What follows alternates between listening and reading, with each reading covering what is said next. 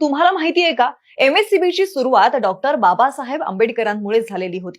त्याचं झालं असं होतं की स्वातंत्र्यपूर्व भारतामध्ये वीज खासगी कंपन्यांच्या ताब्यात होती. दरम्यानच्या काळात बाबासाहेबांनी स्वस्त आणि सातत्यपूर्ण वीज सगळ्यांना मिळायला हवी असा आग्रह धरला. शिवाय आपल्याकडील उत्पादकता आणि जीवनमान सुधारण्यासाठी भारतात स्वस्त वीज गरजेची आहे असं बाबासाहेबांचं ठाम मत होतं. त्यासाठी त्यांनी 1942 मध्ये जलसंपदा मंत्री असताना त्यांच्या हातात ऊर्जा विभाग आला. तेव्हा त्यांनी प्रत्येक राज्यात स्वतंत्र विद्युत मंडळाची संकल्पना मांडली.